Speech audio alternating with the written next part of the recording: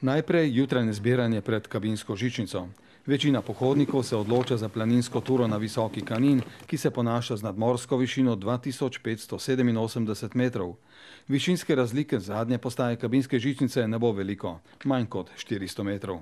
Gremo na Kanin, na Prestrenikovo okno, pa na Skalarjevo kočo. Kaj pa si obetate od Kanina, ga že poznate? Poznamo že in po zimi in poleti.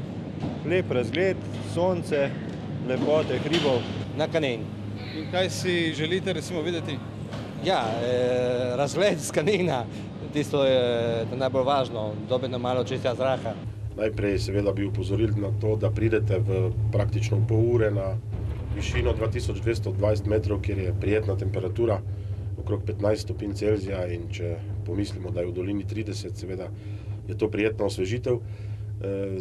Zgornje postaje žičniške naprave je tudi lepo izhodišče za planinske ture. Pohodnike na Visoki Kanin pot pelje mimo naravoslovno učne poti, ki je zasnovana krožno. Na njo opozarja 7 informativnih tabel.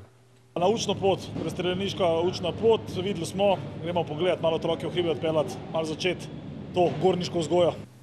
Prestreljeniško okno zjav ne bo, označena pot pa se vzpne med jeklenice in pred nami se odprejo kaninski podi.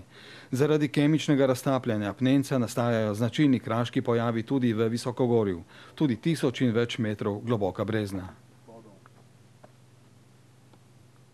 It's very impressive. And where we come from, we don't have such limestone formations. And I think it is amazing the way the rainfall here you get here then creates these wonderful formations in the rock, this limestone, you get these huge caverns. Najdivnije je noćenje u kući, u domu na 2260 metara i izlazak sunca gdje se prekrasno vidi Triglav, Jelovec, Mangart i sve ostale planine Julijskih Alpi. To je fantastičan pogled, fantastičan doživljaj, prekrasno. Dih jemlje značilna poletna podoba Kanina in kaninskih podov. Visokogorska planota belega apnenca je polna površinskih kraških in ledeniških pojavov.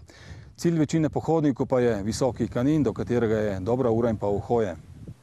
Kljub temu, da žičnica pripelje gornike visoko, pa to ne pomeni, da pohodniki ne potrebujejo gorniških izkušenj, ustrezne opreme in telesne pripravljenosti. Tisti, ki zamudijo zadnji odhod kabinske žičnice v dolino, pa lahko prespijo v koči Petra Skalarja, ki je od zadnje postaje oddaljena 3/4 ure hoje.